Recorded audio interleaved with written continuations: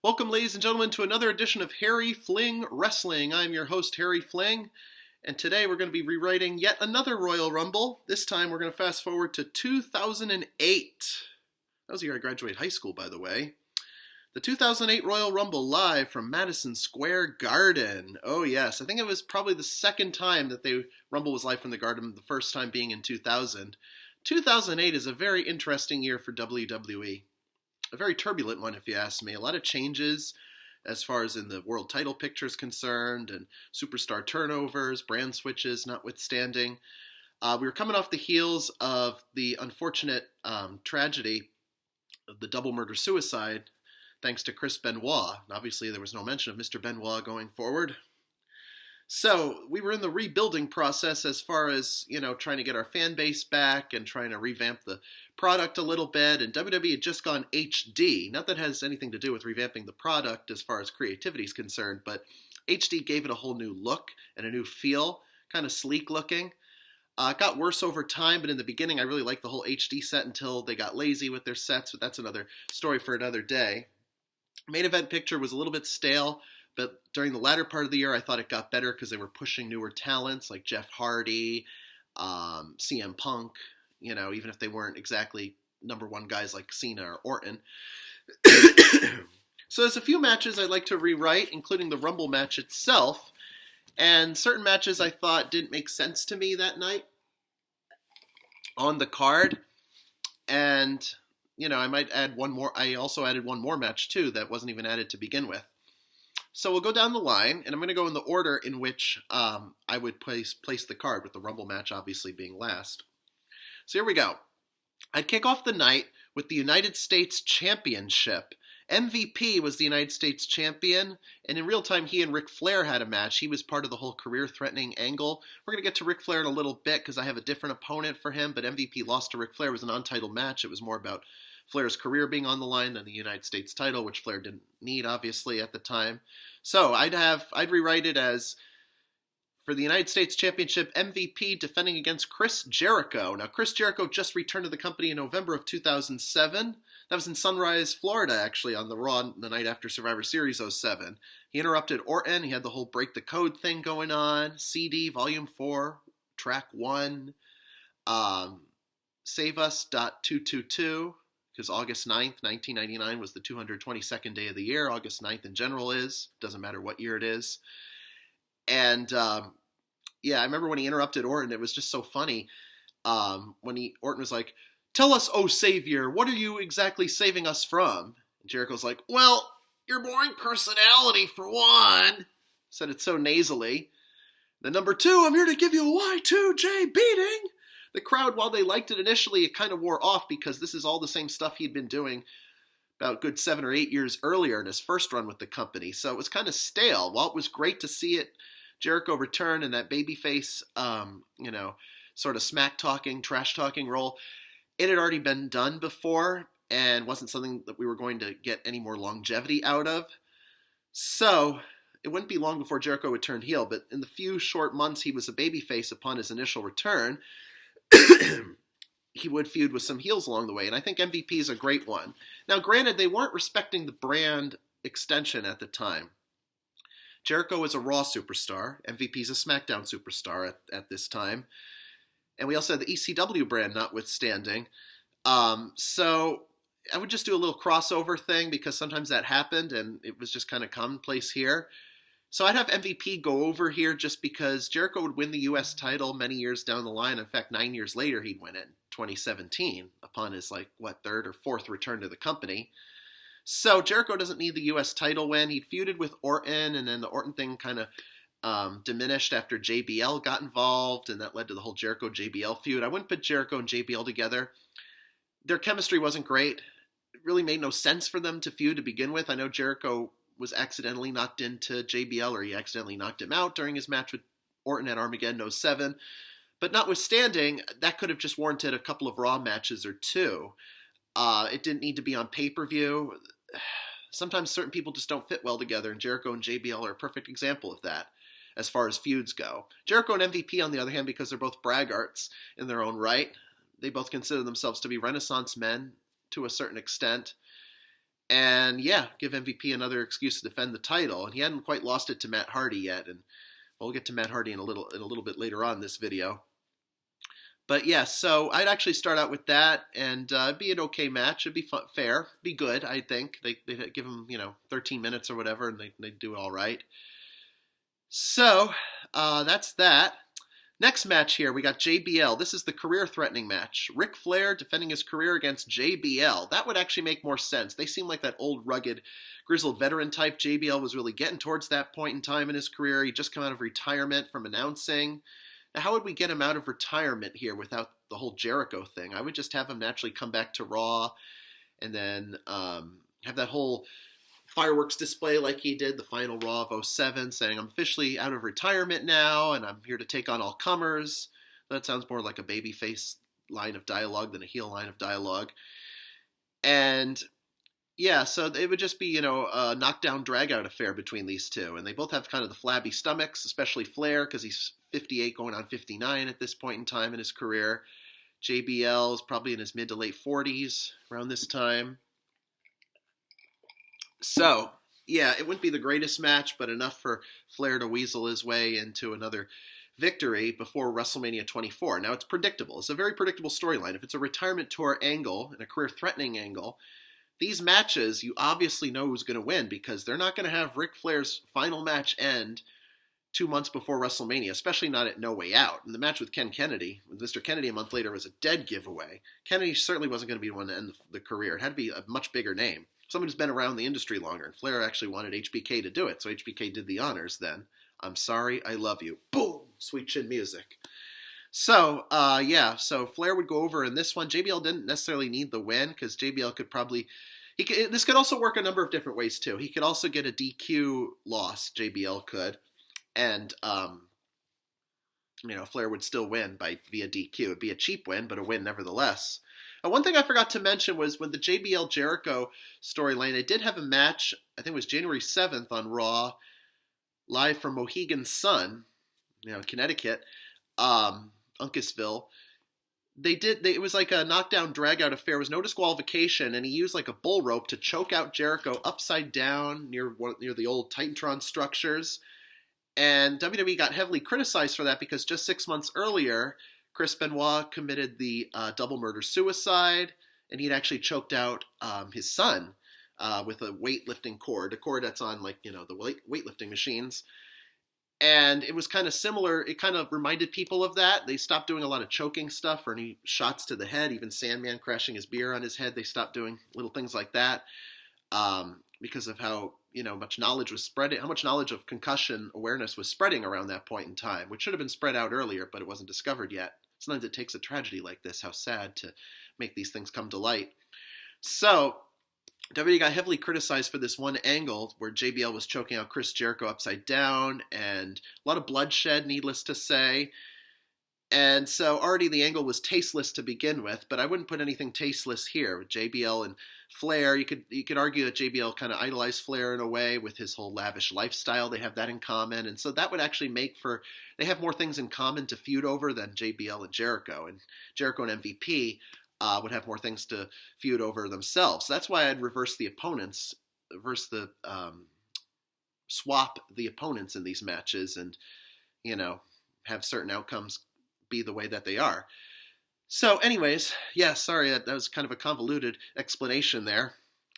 Next match was one that was not even featured, but we should feature it because it's the women's title match, women's championship. I always got to have at least one women's match on the card. In those days, they did. Granted, they have a lot more because the women have improved tenfold in their wrestling abilities, and they were given more time in their matches, which they weren't back then, which was just insulting, flat out.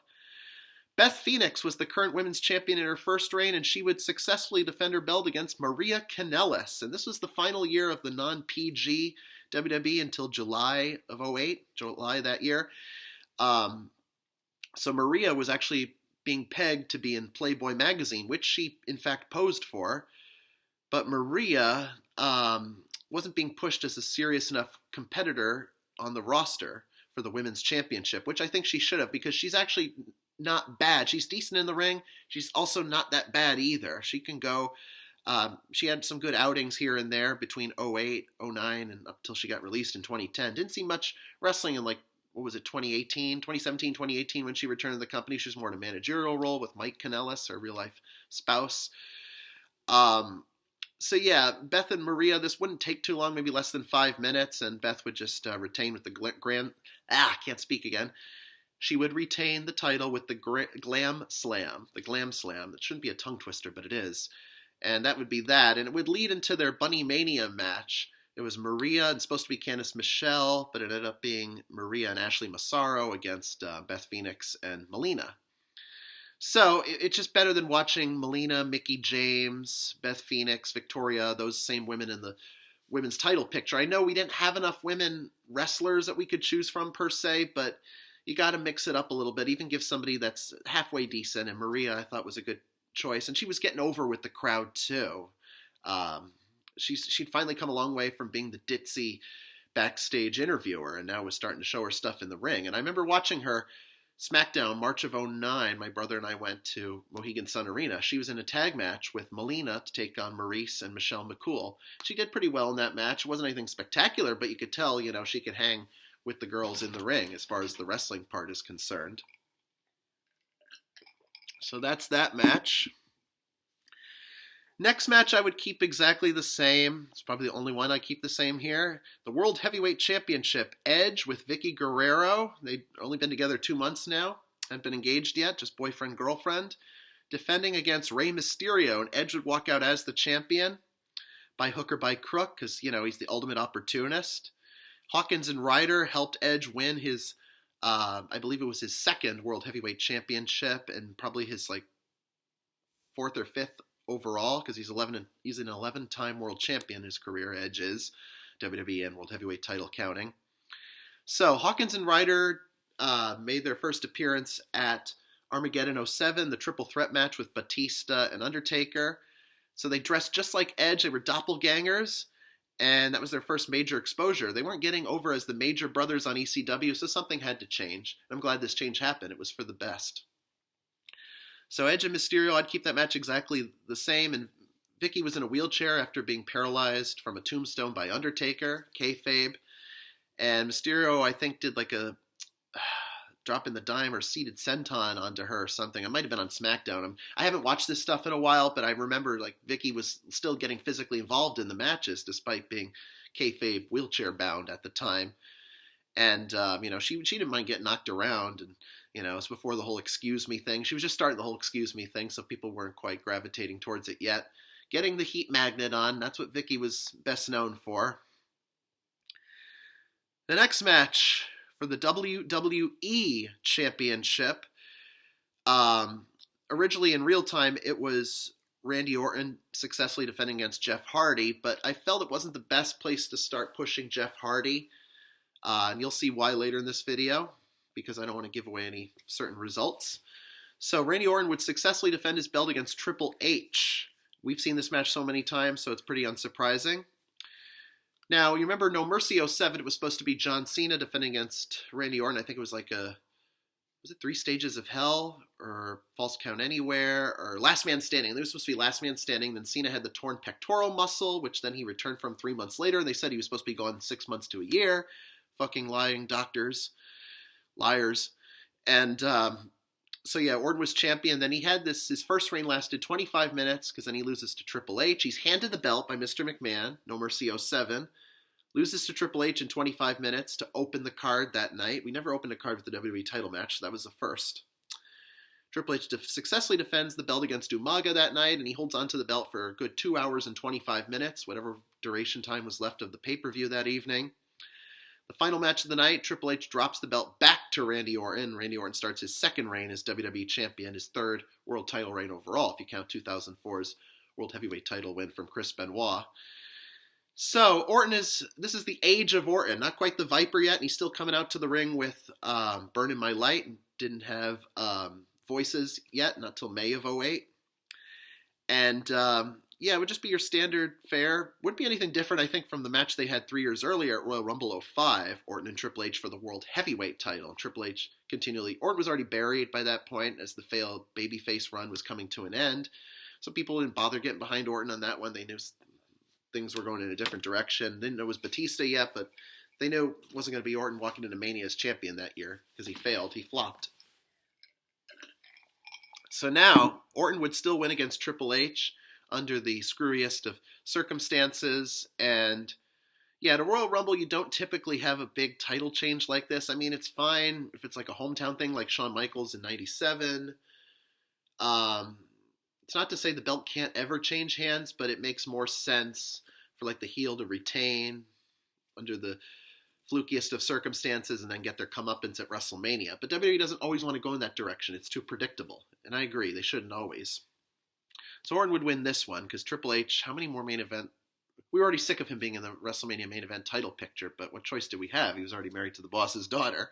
So as I always say about Triple H, and Undertaker said it best in the documentary Thy Kingdom Come, Triple H, you will always have an asterisk next to your name. As great a world champion as you were, the fact that you married the owner's daughter, the owner of this company, his daughter, it's putting you in that position where people are going to say, you only got this job because you're married to a McMahon. So Triple H actually took it with a grain of salt and actually digested that and thought to himself, okay, well, that is true. I still have to earn my keep here, but it's not going to be looked at in the same way as somebody who really started from the bottom and worked their way to the top. You know, somebody who scratched and clawed their way versus somebody who was just handed something. So Triple H was basically handed this on a silver platter, this whole main event world title runs, if you will. And so that's why a lot of people don't respect it. And I didn't respect it for a very long time. But over time, as I got to know Triple H as just this passionate wrestling fan, he is the game, not just in name only, but because he's a student of the game. He knows the psychology, even more so now, of how to produce a show, how things should work in wrestling. He knows a lot better than his father-in-law, who's way out of touch. So my respect for Triple H has grown more so behind the scenes than what he did in the ring. So at this point in time, I was just, I liked him as a babyface, but at that point we were kind of like, all right, I've already seen this stuff enough as a heel, so what difference could it be here? How much different can it be here? This was after his second torn quad, so he missed a lot of 2007 because of that. So Triple H, yeah, we don't know what he's going to do for WrestleMania, but he's lost this match for now, so we'll leave it at that. Now, ladies and gentlemen, we'll get to the Royal Rumble match. Much like I did in the previous video, I'm going to give you the order in which I think everyone should enter. And I'll tell you what brand they came out in. This is a tri-branded Royal Rumble. I'm really thirsty today. I just worked out, so pardon me for taking all these drinks. A little dehydrated. So the Royal Rumble match this time, it's a tri-branded event. We have the Raw brand, SmackDown brand, and the ECW brand. Now, one thing you'll notice before I even get to the Rumble match, I didn't put an ECW World Title match because that had already happened the previous week on ECW. This is the first week after all three brands went HD. And at the time, I don't think I had a flat screen, so I didn't get much HD until a little bit later on, until I got a flat screen TV. We didn't have smart TVs yet. Oh my God, I'm really dating myself. So I had to go to Circuit City and get that. And remember Circuit City, that was still around at the time, and Best Buy was kind of lying in the weeds waiting to come out. So the champion at this point in time would have been Chavo Guerrero because CM Punk defended the belt against Chavo Guerrero a week prior to Rumble of '08 on ECW on Sci-Fi and lost the belt surprisingly because Chavo was in La Familia and they wanted to bring more gold to the stable. Eventually Hawkins and Ryder would bring the tag team gold several months later. Edge was already World Heavyweight Champion, so Chavo decided to become ECW World Champion. Chavo, please get out of the ECW World Title picture. You never belong there. I respect you as an athlete, but you'd have done better as an Intercontinental or United States champion, one or the other. So as a result, I'm not putting an ECW World Title match on this card, but we will have a lot of ECW talent in this upcoming Royal Rumble. Chavo will not be in it because what they did in real time is put him in the ring. He entered in the 26th position. Why would you put a world champion in the Royal Rumble? You've already devalued the ECW brand enough. Now you're putting the world champion who just won it the previous week. God forbid he actually wins this match. What does that even mean for the ECW world title? Now it's different if it's like 1992 and we need to fill the void from a vacancy in the championship. Ric Flair won that year, legendary. Rumble and won the WWE title because it was declared vacant. That's different. Same thing in 2016 Royal Rumble. Roman Reigns walked in as the defending WWE champion, lost it to Triple H because he was actually defending his belt from the number 1 position in that year's Rumble. That's different because you're defending it. But I would never put the WWE champion or World Heavyweight champion in just to fill a spot. That's just a waste of a spot right there. That's a waste of talent in terms of you could have put somebody like somebody of a lower card status in there and it would have been just fine. So I think they kind of fucked that up that year. And sometimes they do these things, these stupid shit without any explanation. As a fan, I get so upset because I like there to be some type of logic that flows in wrestling. Everything has to make sense. I'm sorry, but if it doesn't, then that's how you lose a fan base. When the logic is gone, then the fans don't want to hang on to it. I follow the logic very clearly here, very plainly. So anyways, now we got that out of the way, let's get to the Rumble match. I would start it with the exact 2 superstars who won it, who finished it off the previous year. Number 1 is SmackDown's The Undertaker, defending his win from the year prior, and he just drew number 30 the year prior, so I'd keep that the same. Number 2 is Raw's Shawn Michaels. This is a nice tease to show what was to come the next 2 WrestleManias, WrestleMania 25 and 26 respectively. So Undertaker and Shawn Michaels would kick it off, finish what they started. Shawn would want redemption because he was the one eliminated in the end. And what a great ending that was to the 07 Rumble. It's an underrated Rumble, by the way. Now we're talking about a year later, 2008. Number 3 would be Raw's Santino Marella. Get him in and out quickly. Santino was just comedic foil as a heel at this point in time in his career, so just get him out a super kick and a tombstone, that's it. Next would be the Great Khali, who provide a little bit more trouble for these two because he's bigger. But I think in real time, they got him out pretty easily. So we'll see what kind of a threat he poses. Next would be a legendary competitor. Almost 20 years after winning the first Royal Rumble, we'd have Hacksaw Jim Duggan draw number 5 from the Raw brand because he was still an active competitor on the roster, but mainly competing on Heat at the time. Wasn't even Sunday Night Heat anymore. It was Internet Heat on like Friday afternoons. That's, they were really trying to go the internet age, so they weren't putting any minor shows on cable television anymore. This was before we got crazy with the live streaming.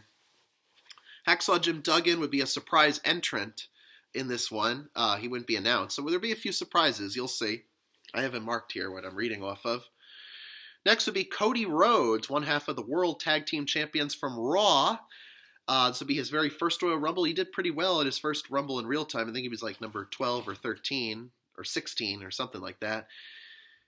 Next would be SmackDown's Mark Henry. Ooh, if him and Khali go at it, that's going to be a lot of beef in that ring. Where's the beef? So it'd be like Andre the Giant or King Kong Bundy. You have to gang up on these guys and throw them out. Oh, one leg at a time. And, oh, my God. You know what you do when you got a big guy in the Rumble like that? Next would be ECW's Shelton Benjamin. He had a very disappointing 08 Rumble. He got in and then Shawn Michaels super kicked him just like that. He deserves to stay in longer because much like a John Morrison or a Kofi Kingston, he should have been given opportunities to save himself from elimination. I guess they hadn't quite started that trend yet with Morrison and Kingston, but that would be not for another few more years to come. But Benjamin can get creative with his eliminations. He's got enough core strength that if he were hanging off the ropes just by his knees, he could pull himself up in like a sit-up position. He could totally do that. Balls Mahoney from ECW would enter at number 9. He wasn't really doing much. He was one of the last few originals. Tommy Dreamer was the last original on the roster before it shut down in ECW on Sci-Fi. Balls would come in because I think he deserves it just because he's hung around long enough. It's sort of a consolation prize, but he doesn't have to last long. One man I would have taken out of this Rumble, and he entered at number 9 in real time, was Hornswoggle. A midget wrestler, and this isn't any disrespect to Dylan Postal, the competitor, but there's not a lot of people his size to compete with, and all he could do is comedic spots. He's just comedic foil, and yeah, there's really not much more I could say about it, so it's, he's limited what he could do in the ring. So put Balls Mahoney in there instead.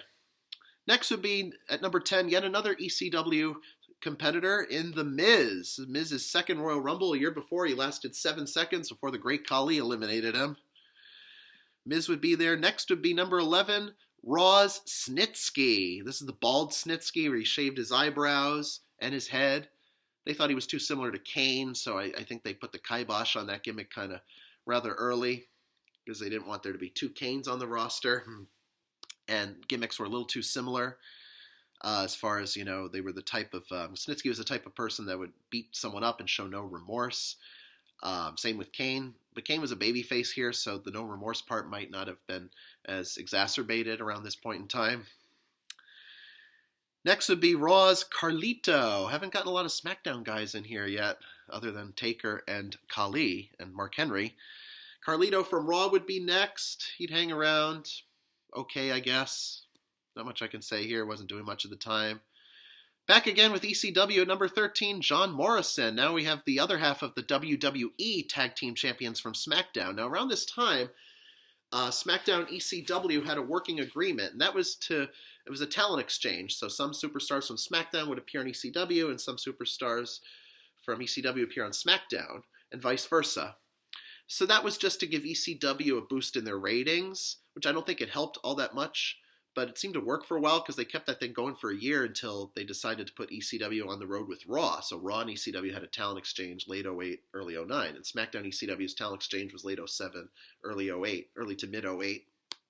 I didn't mind the talent exchange. It just gave you more people to watch on these two shows. So ECW kind of needed the help because they were kind of all on their own. And of course, if you remember December to Dismember, they weren't going to survive as a standalone brand much longer. So they needed to, that's why they had to try brand everything, because the pay-per-view buy rates were suffering under the single-branded nature, especially December to Dismember. That was enough for them to pull the trigger and say, okay, let's just put everybody under one roof for pay-per-views going forward. That was a smart move for that time period. So John Morrison, yes. So we have the WWE Tag Team Champions and one half of the World Tag Team Champions. So WWE Tag Team titles were on SmackDown. The World Tag Team titles were on Raw, just to clarify. Speaking of SmackDown, we have number 14, the biggest star of SmackDown at the time, Batista. He entered at number 8 and lasted to be the third to last man eliminated in the Rumble match that year. Batista would last probably towards the end. Do a semi-Iron Man thing going on here because he's not number 1 or 2. Next would be newcomer, ECW's Kofi Kingston. Kofi just debuted a week before in the Jamaican gimmick. He's from Ghana, West Africa, not Kingston, Jamaica. But he portrayed himself as if he were from Jamaica with the accent and everything. And Kofi even thought it was goofy back then, but he did it just because, he wanted to. It was his dream to compete for WWE, and it was what helped him get on the main roster. And gradually, he lost his accent along the way, miraculously, without any explanation. People joke about that a lot to this day. Kofi would do all right, I think, but he would have been perfect to fill the spot, but not getting crazy with the whole saving himself from elimination until many years later. Number 16, we have the other half of the World Tag Team Champions from Raw, Hardcore Holly, in what would be his final Royal Rumble match, because he'd get released a little bit later on that year. Holly and Rhodes, it was a respect feud. Holly had beaten up Rhodes in 3 consecutive matches. He had won 3 consecutive matches. And they went from feuding with each other to respecting each other somehow, and then eventually they won the tag titles. That was in Bridgeport. They won it on Raw's 15th anniversary, the arena at Harbor Yard. And they didn't do much. They could have done more, but it was the longest Bob Holly ever held a belt. So when he was with 1-2-3 Kid, and they won the tag titles, that lasted 24 hours. Then he held it in the fall of 99 with Crash Holly, and that lasted a good 2 weeks. Yeah, Hardcore Holly needed some type of respectful title run other than the 6 reigns with the hardcore title. So they sure as hell weren't going to give him a mid-card belt at this time. 17, we have SmackDown's Finlay, who in real time drew number 27 but got disqualified for entering the Rumble before his number was called. WWE is very flaky with these rules. Sometimes the rules applied, sometimes they don't. So Finlay would enter here, and he would be representing Hornswoggle. Number 18 would be Jeff Hardy. So I put Jeff Hardy in the Rumble here. It would just mean that much more other than giving him that match against Orton at the Rumble, which he lost in real time because he beat Triple H, Armageddon 07 for number 1 contendership purposes. But it felt kind of anticlimactic because it was number 1 at the Rumble, and the attention wasn't going to be focused on that match, so he would have lost just like that, which he did. So I thought this would be a better way to build him up, make him have more challenges to overcome. So he could have lost that match to Triple H. That would have been fine. So Jeff Hardy won here, and he's also the reigning Intercontinental Champion. So you'd have to drop that belt sometime soon, I would hope. 19 is Mr. Kennedy, making his one and only Soul Rumble appearance. Ken Kennedy. Number 20, we have a surprise entrant here with Roddy Piper. Roddy Piper at the Garden. Oh, it's just legendary. The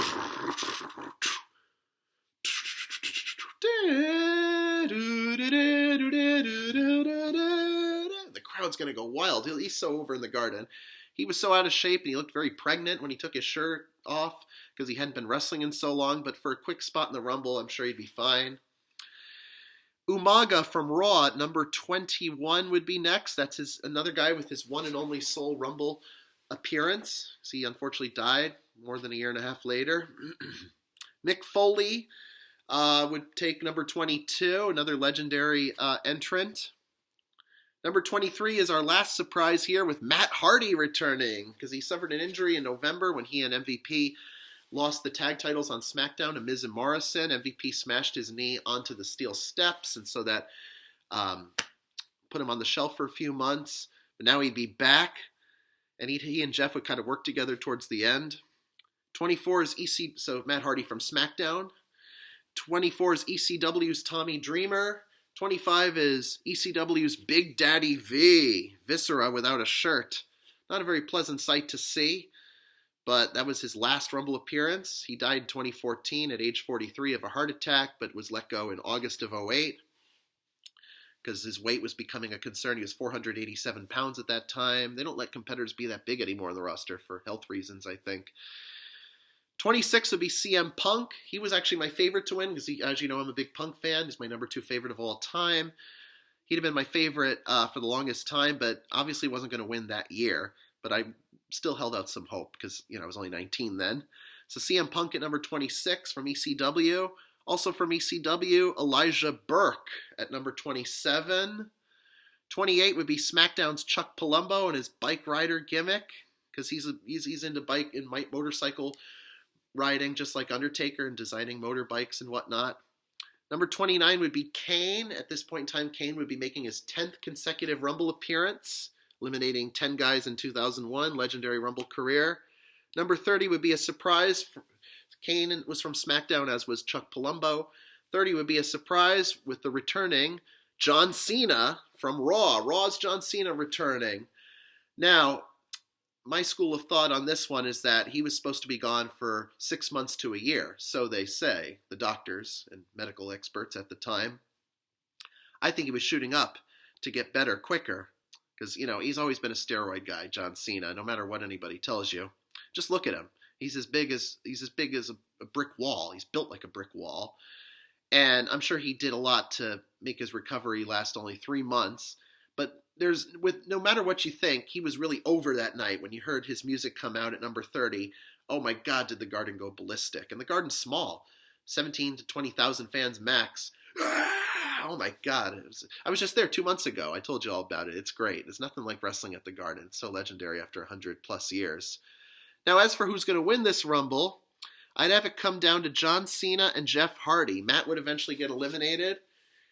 And much like Jey Uso in last year's Rumble, I'd have Jeff Hardy win to make a big surprise. Cena would come back and at first think it's all for nothing. But then would be the time for Cena, I think, to pass the torch over because at this point people were really getting sick and tired of him. I know I was. Can't speak for everybody, but I can certainly speak for myself.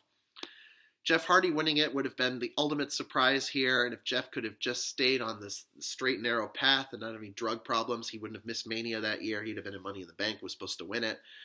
But, oh my God, imagine if he could have won it. That actually could have done like an epic fatal 4-way. I might have to rewrite WrestleMania 24 now. Triple H, Randy Orton, John Cena, and Jeff Hardy, or something of that nature. I don't know, but I have to think about that one. Get back to y'all. But anyways, Jeff would win, and it would be the ultimate feather in his cap, and great way to close out the Rumble. JR would go crazy at the end. Oh my God, he's done it. What's he gonna do next? Or something like that. And yeah, so that's the way I would rewrite Royal Rumble from 2008. Let me know your thoughts, and I always love to hear differing opinions as well. And once again, ladies and gentlemen, this has been another great edition of Harry Fling Wrestling. I am your host, Harry Fling. And until next time, everybody, bye-bye.